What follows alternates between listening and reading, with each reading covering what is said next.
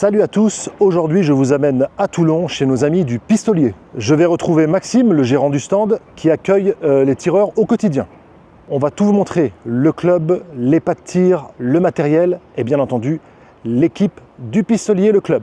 On va également aborder un sujet essentiel, la formation. On verra notamment qui a vraiment le droit de vous enseigner le tir en France. Voilà, c'est parti, la vidéo commence sans plus attendre. Salut Max, content de te retrouver ici à Toulon. Tu peux te présenter rapidement pour ceux qui ne te connaissent pas? Déjà, merci à toi d'être venu nous rencontrer aujourd'hui pour ce moment de partage. Comme tu l'as dit, moi je m'appelle Max, je suis gérant du club du Pistolier depuis son ouverture en 2018. Je travaille dans le milieu de l'armement depuis mon plus jeune âge, c'est-à-dire en 2016. J'ai fait quasiment toute ma carrière moi dans ce milieu. Aujourd'hui, je suis gérant du club, comme on l'a dit, je suis moniteur de tir professionnel et je m'occupe de toute la gestion du club au sein du Pistolier en permanence. Peux-tu nous présenter ton club? Depuis combien de temps il existe et combien de membres? Sa philosophie, enfin, si tu peux nous parler de tout ça. Alors, le club existe depuis 2018. Aujourd'hui, on est en 2026, on a atteint les 900 licenciés. La philosophie du club, c'est de... Nous, on est vraiment là pour prôner le tir de loisir. On n'est pas un club standard type municipal. On est vraiment un club privé dans l'idée de prôner le fait que le tir, c'est une pratique qui peut être fun, sympa, accessible aux gens et surtout bien encadrée. Et nous, on est là voilà, depuis 2018-2019, sur cette saison-là, on a ouvert. On a eu le Covid au milieu, donc forcément, ça a été un petit peu compliqué les premières saisons. Donc on va dire qu'on travaille correctement depuis la saison 2021. Et voilà ce que je peux dire sur le club. D'accord. Aujourd'hui, on a 3 salles de tir. On va avoir un 10 mètres qui représente 8 postes. Donc c'est un 10 mètres tir de loisir. Donc arme à feu. On a un 25 mètres sur rameneur électronique qui représente 6 postes. Et on a un 50 mètres qui représente 3 postes en rameneur électronique. Ce qui nous fait un total de 17 postes. Et on est ouvert toute la semaine. Donc ça nous permet d'avoir un gros flux de tireurs en permanence. Toi, personnellement, quel est ton rôle au sein de la structure? Alors moi, j'ai participé à la création de la structure avec les propriétaires du club et le bureau du club. Moi, je suis salarié de la structure, donc mon rôle exact, c'est directeur sportif. Donc en fait, je m'occupe de tous les tireurs, je m'occupe de tous les moniteurs, des bénévoles, je m'occupe des salariés, je m'occupe de gérer la vie du club dans son ensemble au quotidien. Ça passe par l'accueil, ça passe par le renseignement, ça passe par de la formation, ça passe par plein de choses. Et faire vivre un club aujourd'hui, c'est mon rôle au quotidien. J'aimerais bien visiter. Est-ce que c'est possible? Ouais, allez, on va aller visiter le club. Allons-y. Bon, petit changement de programme. Max vient de nous lâcher en pleine visite. Urgence, obligation, on ne sait pas trop. Il est resté vague. Heureusement, l'équipe du club ne fonctionne pas avec une seule personne. Tib a accepté de prendre le relais au pied levé. Alors on continue avec lui et on lui souhaite bon courage. Parce que reprendre une visite en cours, c'est jamais évident. Donc Max, il s'est barré, on ne sait pas où encore. Ouais. Donc je te prends pour présenter parce qu'on ne sait pas quand est-ce qu'il va revenir. Pas de souci. Ici, on est dans quelle pièce? Alors ici, on est dans l'espace 10 mètres. Donc on a 8 pas de tir 10 mètres qui est principalement réservé du coup pour toutes les séances découvertes. Et aussi le soir du coup pour les séances d'entraînement pour tout ce qui est compétiteur, fun shoot, sea challenge et tout ça. D'accord, donc voilà. on peut mettre de la cible et du gong, c'est ça? Exactement, donc vous avez de quoi mettre de la cible et des métals. Donc principalement cible parce que pas de métal pour tout ce qui est initiation. Et le soir en fait généralement on couche les métals et le soir on remonte les métals pour les entraînements des compétiteurs qui tirent avec nous. Impeccable, de toute façon on a des images, on a fait un entraînement, donc impeccable, merci. Quelle est cette salle maintenant? Donc on est passé à 50 mètres. Exact. Donc là on a 3 pas de tir 50 mètres qui est utilisé aussi bien pour faire les réglages carabines par le magasin et aussi par nous-mêmes type R15, carabine en 22 pour le 22 NTR, un petit peu tout ce qui se fait en termes de carabine. Et jusqu'à quel calibre tu peux tirer ici? 3,38. Ah, 3,38. Après, l'intérêt d'un 3,38 à 50 mètres, il n'y en a pas réellement, mais pour faire un 0, pourquoi pas à la limite, mais sinon... Ça permet aux clients en fait de pré-régler leur arme. Exactement, c'est ça. Dernier pas de tir, ici c'est 25 mètres. Exact. Donc là, on a 6 pas de tir à 25 mètres avec rameneur électronique réglable sur 10 mètres ou 25 mètres. L'avantage de ces rameneurs, c'est qu'en fait, chaque tireur peut tirer à la cadence qu'il souhaite. Donc, très bien. C'est ce petit avantage et c'est la salle où on va te proposer un petit défi juste après. Ah, j'espère pas trop gros en calibre parce que j'ai mal. Surprise. Voilà, ok, donc ouais, c'est très beau avec des panneaux à LED, etc. Donc c'est ça. C'est superbe. Exactement. Donc on a vu lors de la visite les cibles que vous proposiez, métalliques, gong, etc. Quelles sont les armes que vous proposez à la location? Alors, aujourd'hui, j'ai un panel d'armes de 100 armes au total. J'ai 10 armes d'épaule pour 90 armes de poing, hormis les armes de catégorie C. Donc, je vais aussi avoir de la carabine en 22, de la carabine à air comprimé, du pistolet à air comprimé. Mais on est essentiellement spécialisé sur l'arme de poing. Je vais avoir à peu près toutes les marques qu'on trouve aujourd'hui sur le marché qui sont représentées dans le club. Ça va passer par Glock, par des armes très basiques, style CZ, style Smith & Wesson, style tout ce que tu veux en armes de base. Mais on va aussi monter sur du très haut de gamme. L'idée, c'est de pouvoir proposer aux gens vraiment d'essayer une arme avant de pouvoir passer ensuite à un achat. Donc, on a voulu vraiment élargir notre gamme. Je vais avoir du staccato à l'essai, je vais avoir du Desert Eagle à l'essai, je vais avoir du revolver, du 45, du 22. J'ai un grand panel de calibres qui est représenté, et j'ai aussi des armes d'épaule type 223, je vais avoir du 308, du PCC en 9 mm, qui est une grande mode en ce moment sur le PCC, donc ça tourne très très bien au club. Je vais avoir du l'AK en 762, enfin voilà. L'idée, c'est que vraiment quelqu'un qui arrive, qui découvre le tir, va pouvoir essayer plein de choses avant de passer par un achat par la suite. Est-ce que le club a des créneaux dédiés à certaines disciplines? Alors, comme je te l'ai dit, nous, on a une spécialité, on s'oriente énormément vers le tir de loisir. Donc, notre but, nous, c'est de prôner des disciplines qui sont en pleine émergence, comme le style challenge, le fun tir. On a une équipe de compétiteurs au club qui va tourner sur les autres clubs, justement, quand il y a des compétitions. Nous, on est un peu petit pour pouvoir en organiser pour le moment, même si c'est un projet futur. Donc oui, j'ai des créneaux pour les compétiteurs, par exemple. J'ai des créneaux qui servent à former les débutants qui veulent se diriger vers ces disciplines-là, qui sont réservés au style challenge. Le pas de tir 10 mètres qu'on a vu est très adapté pour ça. On a fait un investissement récemment dans des pièges à balles typés TSV, donc ce qui nous permet même de mettre de l'angle sur cible si on veut faire travailler les gens à plus de... Enfin, pour sortir de l'angle en fait, du piège à balles standard, on peut travailler jusqu'à 180 degrés. Donc c'est intéressant pour faire découvrir ce genre de disciplines qui pour moi sont des disciplines émergentes. Il y a énormément de demandes dessus. Donc oui, aujourd'hui on a créé des créneaux spécifiques à ça. On a des entraîneurs qui sont des... Enfin, alors soit c'est moi qui les entraîne, soit des gens de mon équipe qui sont déjà des compétiteurs. On crée de l'exercice pour eux. Voilà, l'idée c'est de les amener vers ce côté. Le tir c'est fun. On peut aller en compétition, peu importe le niveau qu'on a aujourd'hui dans le tir. Et nous, notre rôle, c'est de les accompagner. Donc oui, on a créé des créneaux pour eux. Un club de tir, c'est un club, mais c'est aussi une équipe. C'est-à-dire, il va y avoir une équipe donc, de personnes qui vont avoir un rôle prépondérant, que ce soit des bénévoles ou des professionnels. Donc, comment est constituée votre équipe ici au club? Alors, l'équipe du club, aujourd'hui, elle est composée de 3 salariés. Il va y avoir moi et j'ai 2 collaborateurs qui travaillent avec moi. J'en ai un qui s'occupe principalement de l'accueil et du renseignement client, un petit peu de l'administratif et tout ce qui va être encaissement, donc vie du club assez globale. J'en ai un autre qui est plutôt spécialisé sur toute la partie armement, matériel, donc qui lui va être aussi bien dans le conseil sur les armes et le matériel. Il va être un petit peu dans le custom aussi, qui va accompagner énormément les clients et les licenciés dans comment est-ce qu'aujourd'hui je peux améliorer mon arme. Et il va aussi avoir un rôle d'accueil, parce qu'il y a des moments où être 2 à l'accueil, c'est pas trop. Et il va s'occuper aussi de toute la partie gestion des plannings des bénévoles, gestion des plannings des tireurs, gestion du téléphone, des prises de rendez-vous par mail et de toute la vie du club en général. En attendant en fait justement de pouvoir passer le gap pour être second moniteur au club.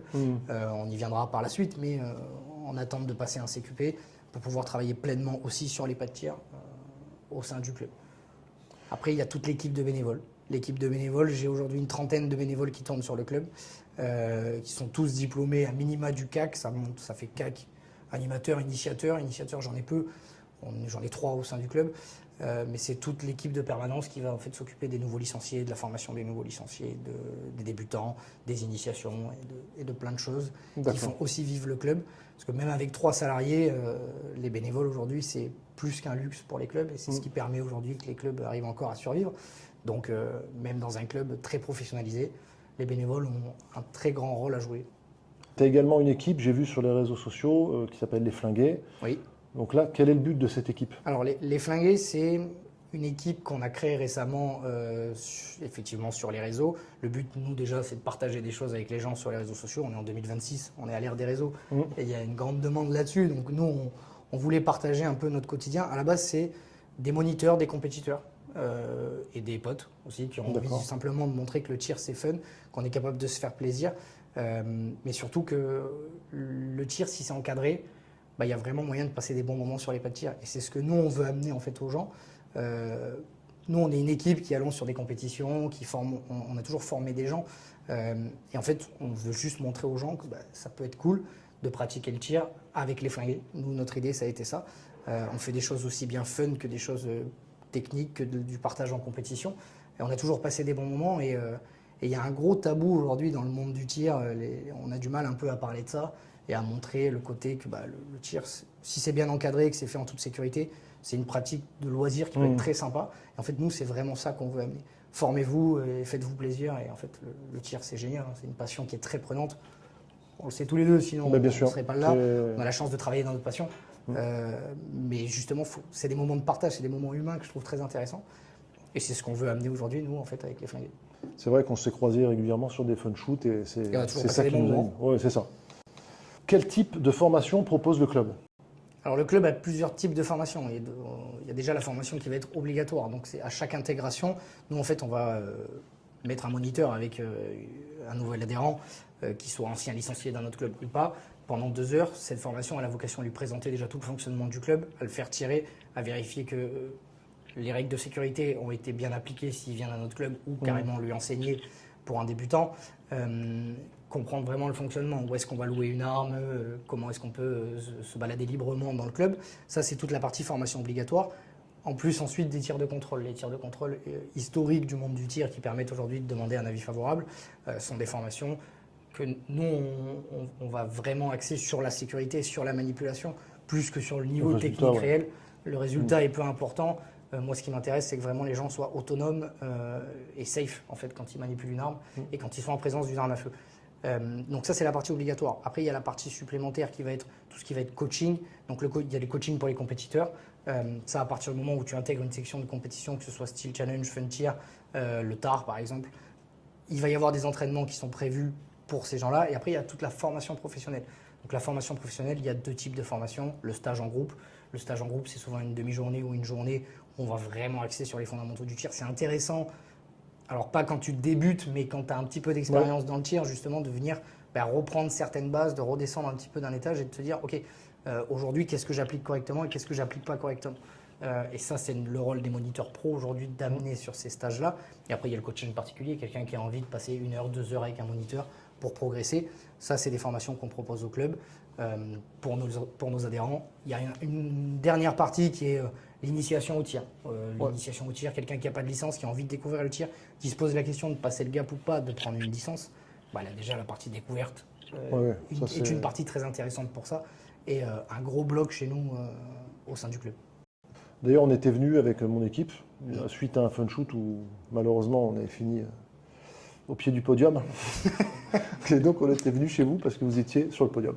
Merci. Pour justement voir ces techniques. Et est-ce que tu avais apprécié la formation? Ah, tout à fait. Parce que justement, j'avais plein d'a priori. Pour moi, on tirait bien, mais finalement, on a appris énormément de choses. Et depuis, je te remercie d'avoir passé le cap, d'être venu te former dans un autre club avec des gens que tu ne connais pas. Il y a peu de gens qui osent le faire au final.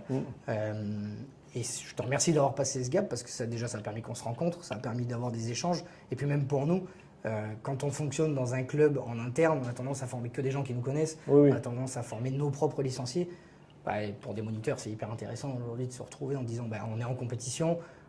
Le niveau final, le podium, pas le podium, c'est même pas le débat, mais de se dire ok, ces gens-là ont peut-être des choses à nous apporter. On a pu faire de l'échange parce que oui, vous êtes venus prendre une formation avec nous, mais moi je me rappelle surtout qu'on avait passé une journée à faire de l'échange tous ensemble avec ton équipe, avec mon équipe et ton équipe. Et ça, c'est des journées dans le tir. C'est ce qu'on veut amener justement, on en parlait tout à l'heure avec les flingués. C'est ce truc-là le tir, c'est aussi de l'échange en fait. Et ça, c'est très très important pour nous. Les gens qui vont dispenser ces cours ont des qualifications. Oui. Qui va délivrer ces qualifications et où on va passer ces qualifications? Alors, les qualifications de la Fédération française de tir vont être divisées en 2 parties. Il va y avoir toute la partie bénévole et toute la partie professionnelle. Aujourd'hui, sur le bénévolat, il y a plusieurs niveaux de diplômes. Les diplômes cibles ISSF classiques, on va faire le CAC, l'animateur, l'initiateur et l'entraîneur fédéral. Avant, il y avait 2 degrés, maintenant ils l'ont regroupé en un seul degré. Et après, il y a toutes les formations spécifiques, moniteur TAR, moniteur PR, moniteur TSV. qui sont vraiment spécifiques à certaines disciplines. Il n'y a pas grand-chose d'axé sur le tir de loisir au final. C'est très souvent axé sur des disciplines en particulier. Et après, il va y avoir toute la partie professionnelle. Donc la partie professionnelle démarre au CQP, qui est le diplôme le plus accessible en fait dans le monde professionnel du tir. C'est un an de formation divisé sur, alors à mon époque c'était 5 semaines de formation, je crois que maintenant c'est passé à 3. Mais en fait, là on est au Centre national de la Fédération française de tir, donc ça se passe soit à Bordeaux, soit à Châteauroux. Et en fait, à la fin de ce diplôme, ça nous donne la possibilité d'encadrer contre rémunération. Donc là, tu vas découvrir plein de disciplines. Alors, on parle vraiment de découverte pour certaines disciplines. Et il y a toute la formation cible, ISSF standard et classique, que tu vas retrouver sur la formation CQP. Après, il y a d'autres niveaux. Il y a le DGEPS, il y a le brevet d'État, mais qui sont des diplômes qui sont beaucoup plus lourds, qui aujourd'hui sont moins représentés que le CQP, parce que le CQP a une facilité d'accès qui est très intéressante si tu veux vivre dans le monde du tir. Pour encadrer sur un pas de tir aujourd'hui, que ce soit en tant que salarié ou en freelance, tu es obligé d'avoir un diplôme professionnel. Tu ne peux pas encadrer avec un CAC contre rémunération en tout cas. Bien sûr. Tu peux encadrer que bénévolement. D'ailleurs, quelqu'un dans mon équipe, mon caméraman, dispose d'un CQP. Il va peut-être pouvoir nous en parler à un moment donné dans l'interview, si Dieu le veut.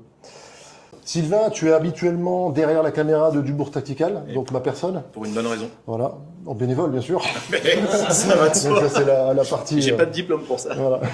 Mais aujourd'hui, tu vas passer devant. Aïe, aïe. Présentez-vous. Sylvain, eh bien, dans le contexte, je suis CQP aussi, donc moniteur professionnel. Et j'ai la chance d'intervenir dans mon club en tant qu'indépendant. Par contre, je ne suis pas employé. Oh, d'accord. Qu'est-ce qui t'a motivé donc à passer cet examen au sein de La passion du sport déjà, au départ, en toute honnêteté. Dans un deuxième temps, l'envie aussi de me réorienter professionnellement petit à petit. Voilà.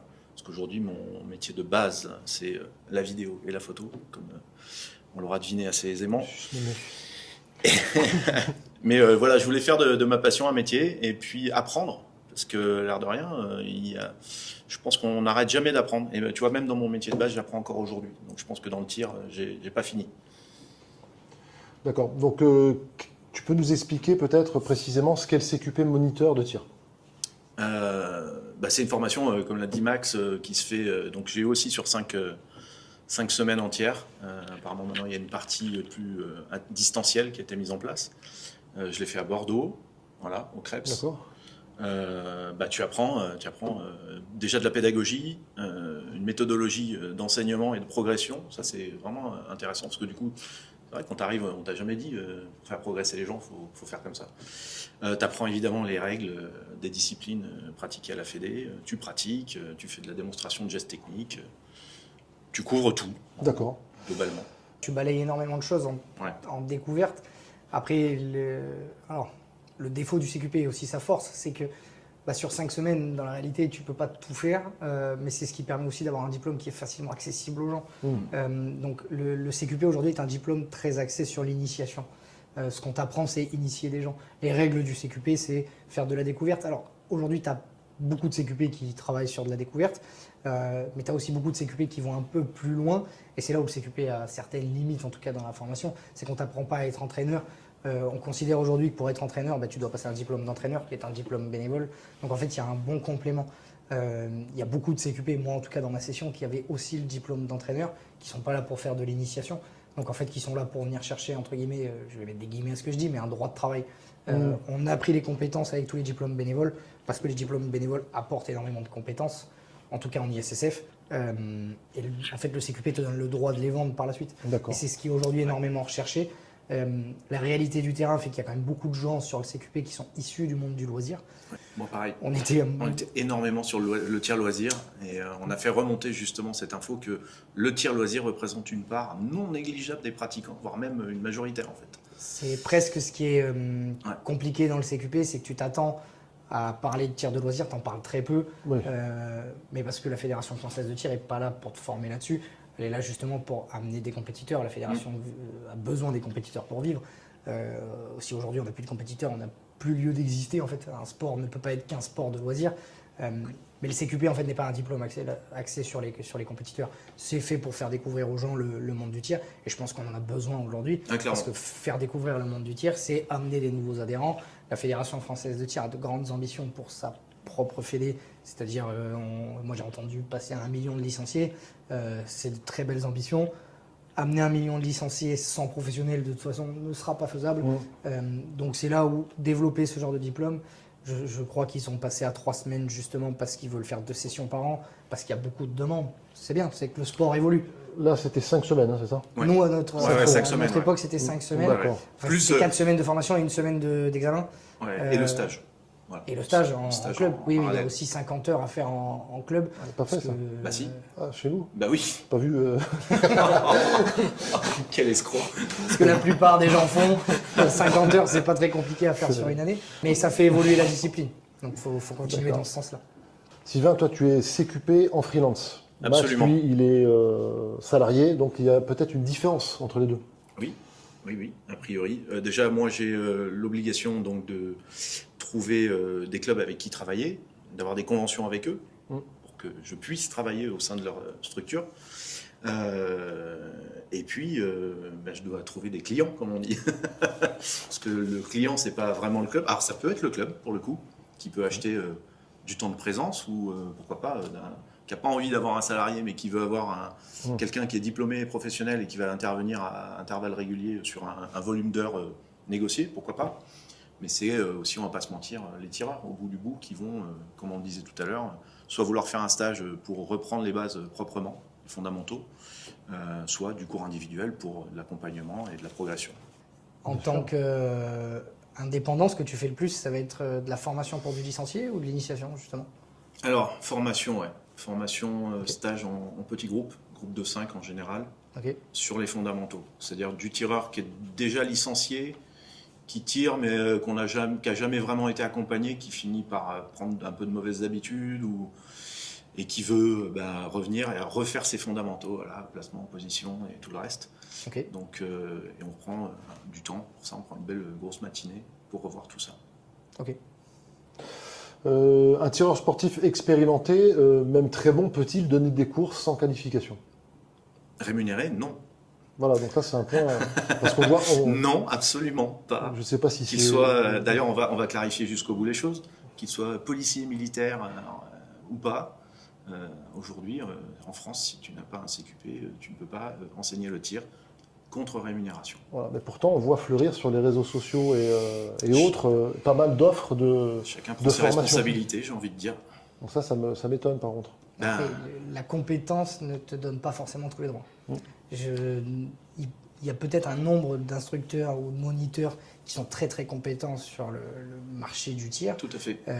Après, il n'y a pas de raison que nous, on passe 1 an de formation à la FF Tir pour pouvoir justement transmettre de la compétence et que d'autres se passent de faire ce type de formation. Parce que, alors, moi je suis salarié, donc on va dire que j'ai d'autres facilités, mais je vais penser à quelqu'un comme Sylvain qui est en freelance aujourd'hui. Moi j'appelle ça de la concurrence déloyale. Bien sûr. Si lui s'est embêté à passer des diplômes, a fait les choses pour être dans les règles et qu'il y a des gens qui le font sans être dans les règles, c'est un problème. Aujourd'hui c'est un énorme fléau pour le monde du tir. Je ne vais pas dire pour la FF Tir parce que ça ne concerne pas spécialement, mais pour le monde du tir en général, c'est un énorme fléau. Ces pseudo-instructeurs qu'on va trouver sur les réseaux qui se donnent des droits que... Enfin, moi, je suis pas moniteur de planche à voile, je vais pas aller faire des cours de planche à voile. Au-delà de l'aspect financier qualificatif, on va dire, des choses, la personne qui va faire un cours avec un instructeur qui n'est pas qualifié va certainement prendre des risques, finalement. Donc, en matière de sécurité... Au final, il n'y a pas d'assurance. Voilà. C'est comme rouler sans assurance. Si tout va bien, tout va bien. Le moment où il y a un problème, on se posera tous d'autres questions et ils se poseront d'autres questions. Après, alors, quelqu'un qui a une structure en freelance ou que ce soit une structure privée, même en tant que salarié, il y a une assurance. On est obligé d'avoir une assurance pour pouvoir responsabilité civile pro. Voilà, pour pouvoir proposer aujourd'hui de la formation. Quelqu'un qui n'a pas les diplômes n'est pas censé pouvoir avoir une assurance. Donc après, il y a des manières détournées aujourd'hui, il y en a beaucoup qui le font, avec des sociétés de consulting, de plein de choses, qui permettent aujourd'hui et qui font de la formation sous ce couvert-là. En fait, tant qu'ils n'ont pas de problème, il n'y a pas de problème. Le jour où il y aura un D'accord. problème, Donc là, c'est vraiment... là, il y aura d'autres débats au milieu. Comment un tireur, par exemple, qui va faire ses stages, peut vérifier la qualification de la personne qui va lui faire cours? Alors déjà, il va poser la question. Ouais. Ça, c'est la première chose, c'est avoir un peu de bon sens et poser la question. Après, je vais prendre mon cas. Moi, je suis obligé d'afficher ma carte professionnelle Pareil. à l'entrée du club. D'accord. Pareil, la mienne est affichée au club. Voilà. Il y a une carte Le professionnelle diplôme et la carte professionnelle sont affichés. avec un QR code qui ramène sur le site du ministère de la Jeunesse et des Sports, qui est valable pendant 5 ans.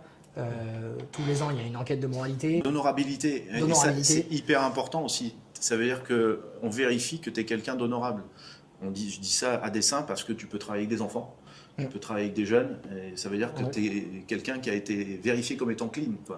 C'est pas à négliger non plus, quoi. Tous les ans, cette enquête, elle est reconduite automatiquement sur le site du ministère. Et en fait, à partir du moment où il y a ces documents qui sont visibles, alors après, quand tu interviens dans un club qui n'est pas le tien, il n'y aura peut-être pas forcément ta carte qui est affichée à l'entrée. Mais je pense que demain, que tu payes une formation, peu importe le prix, tu vas t'adresser à un professionnel, poser la question de est-ce qu'on est dans les clous? Ça me paraît une question logique. On joue avec des armes à feu, c'est pas anodin. Un extérieur, il peut vérifier aussi sur Eden, puisque Oui. c'est présent sur Eden. Exactement. Donc, Il faut que vous vérifiez la qualité de l'animateur. Alors, il y a la partie du client tireur qui effectivement doit faire ses vérifs. Après, il y a une réalité aussi, c'est que le club est censé faire des vérifs. Et qu'à un moment, un club d'accueil, à mon sens, qui se permet d'accueillir des gens qui n'ont pas de diplôme pour encadrer, prend autant de risques ah bah oui, que Bien sûr, l'encadrement. clairement. Donc je pense qu'il y a aussi une certaine responsabilité dans les clubs. Aujourd'hui, le club doit passer les gens au FINIADA, c'est une obligation et c'est une vérification qui prend pas beaucoup de temps et qui à un moment est nécessaire et qui est logique. Je pense que c'est aussi bien de vérifier les diplômes de l'encadrant que tu as en face de toi, quelqu'un qui arrive et qui va dire je voudrais louer ton club, ou un des adhérents du club qui dit moi je viens avec un moniteur, j'ai trouvé un moniteur, j'aimerais bien faire une session avec lui. Déjà si le club t'accepte, je pense que prendre 5 minutes pour faire des vérifs, ça mange pas de pain et en vrai ça couvre tout le monde derrière. Très bien. Bien, sur ces belles je paroles, peux disparaître. pas tout à fait. Ah, mince. Nous allons certainement, ça nous a donné envie tout ça, de passer à la pratique. Donc cet après-midi, je pense, après manger, parce que là j'ai la dalle, on va certainement faire un peu de pratique avec ton équipe Avec plaisir. et voir justement la qualité des cours qui sont dispensés. Merci messieurs, on se retrouve Merci à après-midi. toi. Voilà pour cette immersion au Pistolier le Club. Un grand merci à Maxime, à toute l'équipe et à Sylvain pour ce témoignage précieux sur la formation qualifiée. J'espère que ça vous aura éclairé sur un sujet trop souvent négligé et que la prochaine fois que vous cherchez un formateur, vous saurez exactement quoi vérifier. Mais la journée ne s'est pas arrêtée là. L'après-midi, l'équipe des Flingués nous a proposé un entraînement complet de style challenge. Programmation, exercices, conseils techniques, tout ce qu'ils appliquent au quotidien avec leurs membres. On vous a tout filmé et dans la prochaine vidéo, on vous dévoile absolument tous nos secrets. Restez bien connectés, ça arrive très vite et à bientôt sur Dubourg Tactical.